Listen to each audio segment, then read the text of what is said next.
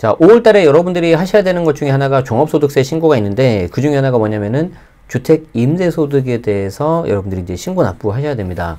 이게 이제 얼마까지는 수익금액 2천만 원 이하까지는 비과세였었는데, 전면과세로 바뀐 지 몇 년 됐죠. 그래서 이제 내가 수익금액이 있으면 거기에 대해서 경비 관련된 거 털고, 그래도 남으면은 그게 이제 소득금액이라고 하는데, 이제 거기에 대해서 세금을 내야 되는 거죠. 좀 오늘 어렵습니다. 어려운데 한번 잘 들어주시고, 이거 이제 필요하신 분들은 세금 신고 납부 하셔야 돼요. 한번 보도록 하죠.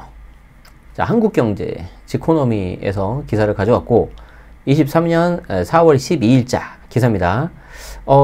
날씨 있네요.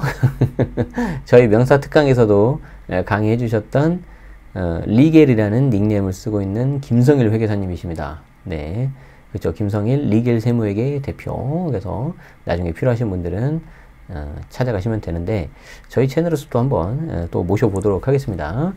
자, 한번 보도록 하죠. 매년 5월이 되면 전년도의 모든 소득을 종합해서 종합소득세 신고를 하게 되는데, 이 중 주택 임대소득세 부분에 대해서 살펴보자. 그러니까 여러분들이 여러 가지 소득이 발생할 수가 있는데, 그 중에서도 오늘 시간은 주택 임대소득에 대해서만 보자는 겁니다. 소위 말하는 건물, 상가에 대해서는 일반 임대소득이라고 하는데, 그거는 또 따로 해야 돼요. 그렇기 때문에 오늘은 그게 아니라 주택임대, 이걸 본다. 자, 그러면 주택임대와 관련해서 발생하는 수익금액의 합계가 2천만 원 이하인 경우에는 다른 급여소득이나 사업소득과 합산하지 않고 14%의 단일세율로 분리과세하게 되어 있다. 야, 이거 처음부터 좀 약간 어려운 게 나오는데, 그쵸? 무슨 말이냐면은, 이 개인이 벌어들이는 소득은 있잖아요. 우리 소득세에서 과세를 하는데, 그걸 이제 8가지로 구분을 합니다. 이자, 배당, 사업, 근로, 연금, 기타, 양도, 퇴직, 아무튼 여러 가지로 구분을 하는데, 그 중에서 이제 주택 임대 같은 경우에는 사업소득이라고 해요. 그 사업소득인데, 그럼 수익금액은 뭐냐? 여러분들이 그냥 흔히 말해서 매출액이라고 생각하시면 돼요. 예를 들어서 우리 집이 커피숍을 한다. 근데 커피숍을 했는데 뭐 한 달 매출이 뭐 1,000만 원이다. 근데 그게 다 돈이 되는 건 아니죠. 왜냐면 1,000만 원에서 인건비 나가죠, 재료비 나가죠, 관리비 나가죠.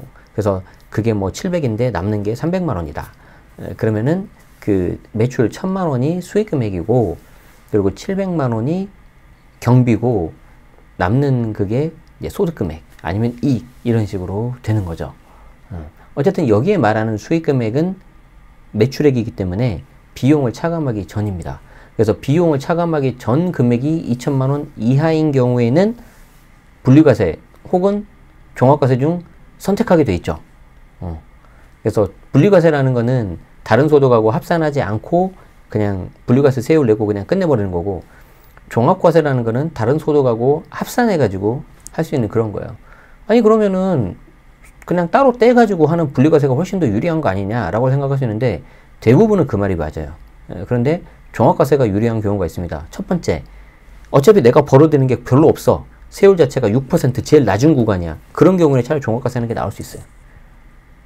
자, 그리고 내가 어차피 벌어들이는 게 굉장히 높은데 저 주택임대 소득이 만약에 손실났다, 마이너스다, 그러면 차라리 종합과세를 해보는 게 나올 수도 있습니다.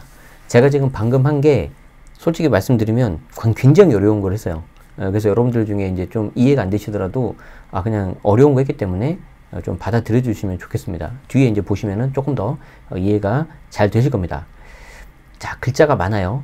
주택 임대 수익 금액은 1가구가 보유하고 있는 주택수와 임대 방법에 따라서 계산법을 달리하고 있는데, 더 정확하게는 1가구 중에서 부부합산입니다. 부부합산.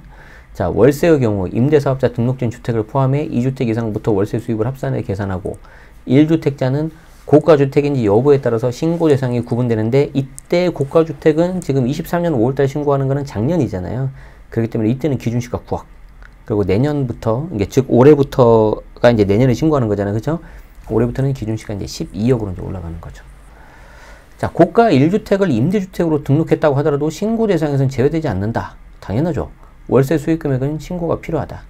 고가주택은 기준은 22년 소득신고까지는 기준시가 9억, 23년 소득신고부터는 기준시가 12억.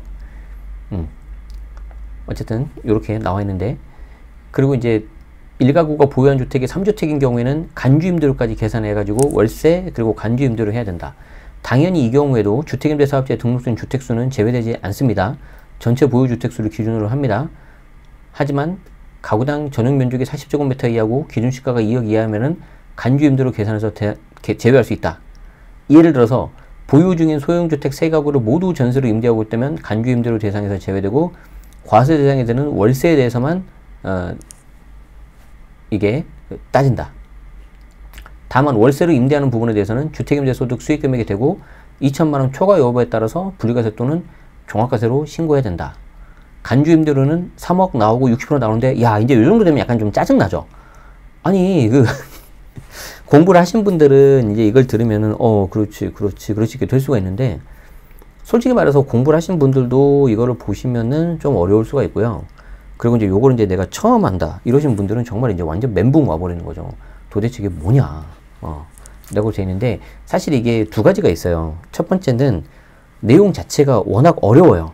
그래도 이제 우리 김성룡 회계사님께서는 잘 쉽게 이제 차근차근 이렇게 써주시니까 나중에 기사를 천천히 보시면은 괜찮은데 내용 자체가 원래 어렵습니다. 그리고 두 번째로는 뭐냐면 이제 글씨 이제 텍스트 위주로 이제 신문기사는 어쩔 수가 없잖아요. 신문기사는 어쩔 수가 없기 때문에 좀 보시기가 조금 어려울 수가 있는 거죠. 그래서 제가 요거를 이따가 뒤에 제가 표로 한번 좀 보여드릴게요. 자, 어찌됐든 여기까지 내용은 뭐냐면은 수익금액을 계산하는 겁니다. 그런데 그 수익금액을 계산하는 방식이 이제 주택수에 따라서 달라진다는 거. 그래서 이제 그걸 먼저 아셔야 되고요. 그리고 이제 지금 그 김성룡 회계사님도 계속해서 강조를 하고 있지만 임대주택 등록했다고 저 수익금액 계산할 때 주택수 빠지는 거 아니라는 거예요. 간주임대로 할 때 소형주택만 빠집니다. 그리고 이때 소형주택은 전용면적 40제곱미터 이하이면서 동시에 기준시가가 2억 이하야 돼요. 그러니까 이 중에 하나라도 탈락했다. 뭐 40제곱미터 이하인데 기준시가가 뭐 2억 1,000만원이다. 그러면은 2억 초과했기 때문에 그때는 소형주택 아니에요. 즉 간주임대로 계산할 때 그냥 들어가는 겁니다. 자, 어찌됐든 이제 요렇게 한번 수익금액이 나왔다. 그러면 그 수익금액이 아까 제가 말씀드렸던 매출액이라고 그랬잖아요. 그 매출액이 나오면은 여기에 이제 경비를 빼야 돼요. 경비를. 자, 그런데 분리과세가 적용되는 2천만원 이하 먼저 보겠습니다. 이때 구청 세무서에 양쪽 모두 임대사업자 등록을 했다면 60% 경비율을 적용한다. 여러분들이 해보시면 아시겠지만 사실 그 주택 임대 사업을 하면서 경비 쓸 일이 그렇게 많이 없어요. 왜 그러냐면 처음에 이제 들어오고 나가고 할 때 좀 수리 같은 거 간단히 하고 좀 그렇게 하겠지만 한번 들어가고 나면은 특별한 경우 없으면 그냥 쭉 그대로 사시는 거잖아요. 그리고 간단한 것들은 임차인 분들이 그냥 수리해서 고치잖아요. 그렇죠? 그렇기 때문에 저 60% 경비로 받는 거는 생각보다 꽤 큽니다. 그래서 2천만 원 이하 돼가지고 요 60% 경비로 받는 게 제일 좋은 거죠. 어떻게 보면. 그런데 이거 60%는 아무나 받는 게 아니라 구청하고 세무서 모두 등록을 해야 되는 거고요. 등록을 안 했다. 정확하게는 구청에 등록을 안 했다. 그런 경우에는 50% 경비율을 적용받게 되는 거죠. 여기에 다른 종합소득 금액이 2천만 원 이하인 경우에는 50% 또는 60% 경비율을 적용한 금액에 추가로 200만 원 등록 안 한 경우 또는 400만 원 등록한 경우 만약에 수익금액이 2천만 원 초과했다. 통상 40% 정도의 경비를 인정받는데 수익금액이 2,400까지 그러면은 42.3%인가?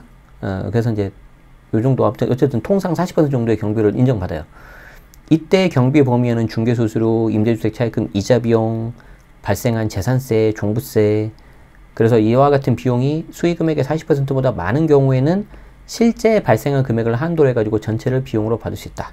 다만 실제 이걸 인정받으려면 적격증빙, 세금계산서, 현금영수증, 납부고지서 이런 것들 이렇게 갖춰야 되겠죠. 이렇게 하고 이제 끝이 납니다. 사실 이제 여기서 이제 자세하게 설명해 주셨는데 더 이렇게 이제 하려면은 여러분들이 이제 좀 구체적인 사례를 좀 봐야 되겠죠. 그래서 제가 준비를 했습니다. 자, 이겁니다.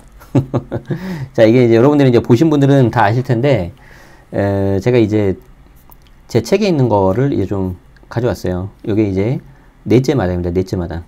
전체 8째 마당이 있는데, 이 중에 넷째 마당을 보면은 또 다른 보유세, 주택임대소득세인데, 사실 이 주택임대소득세는 사업소득이에요. 사업소득인데 저는 매년 내야 되기 때문에, 이게 뭐 제3의 보유세 아니냐, 이렇게 한 거예요.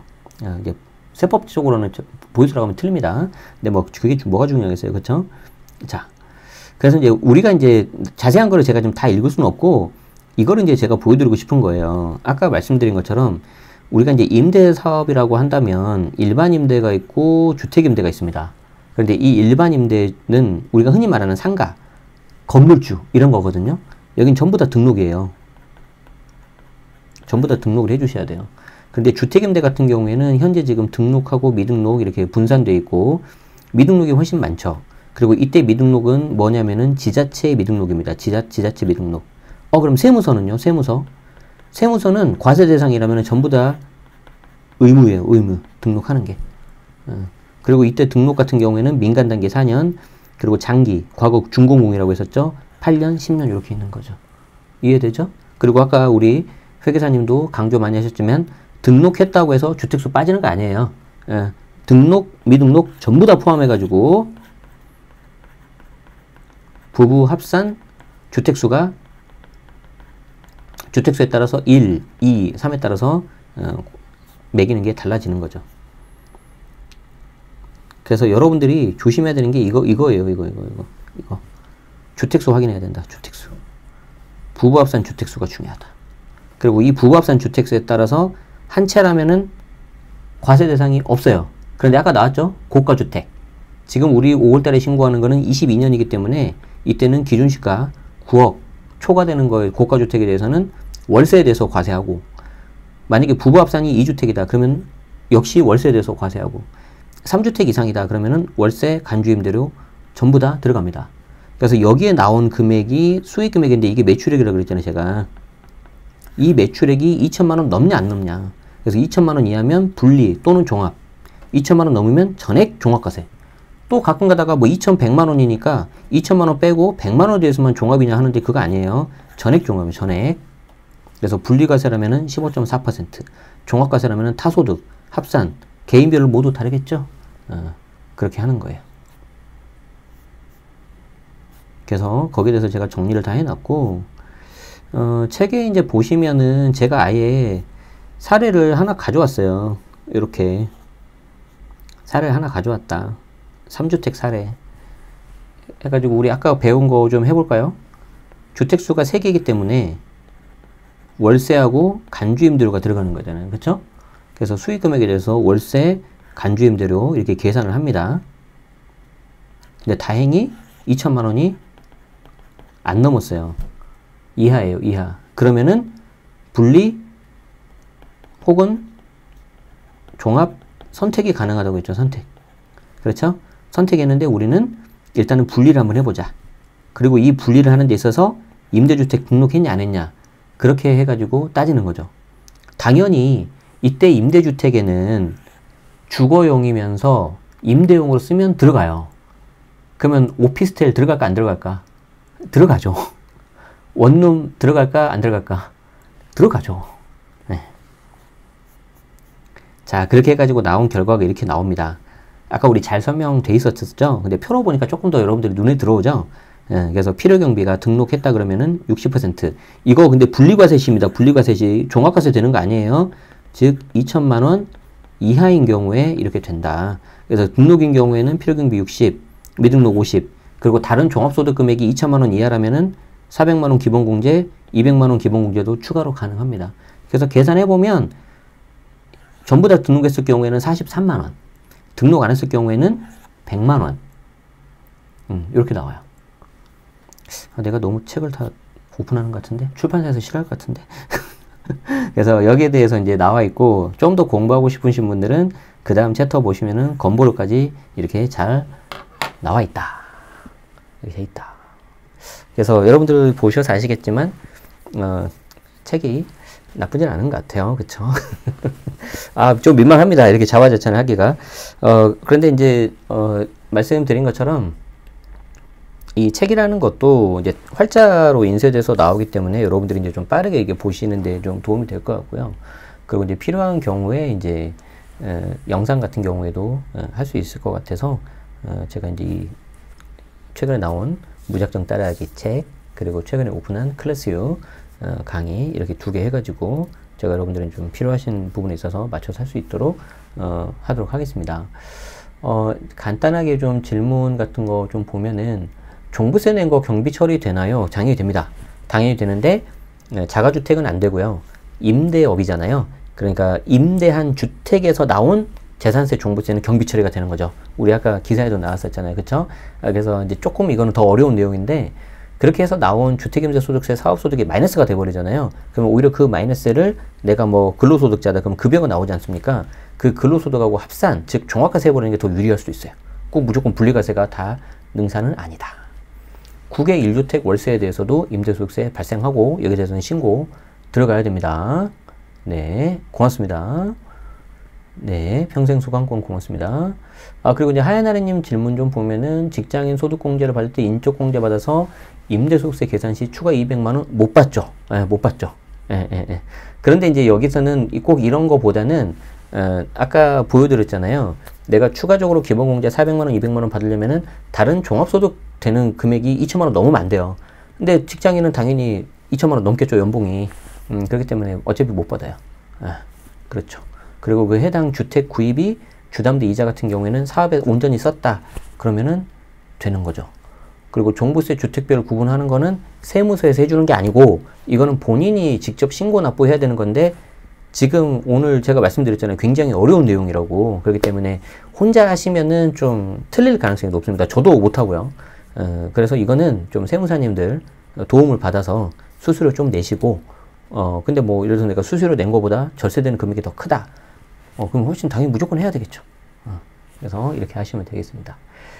자, 오늘은 주택임대소득세 이야기에 대해서 설명을 좀 해봤는데 다시 말씀드리지만 지금 여러분들이 들은 내용이 아마 그 소득세 중에서도 굉장히 좀 어려운 내용이고 한 번 들어서는 좀 이렇게 잘 이해 안 되는 그런 내용일 가능성이 높습니다.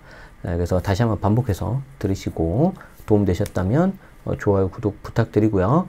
5월달 아직 안 됐지만 미리미리 준비하시고 그리고 이제 특히 우리 세무사님들이 5월달이 가장 바쁘실 때거든요. 그렇기 때문에 어차피 내가 신고대행 맡겨서 전문가 도움을 받아서 좀 세금 신고하고 싶다 하시는 분들은 일찍 맡기시는 게 좋습니다.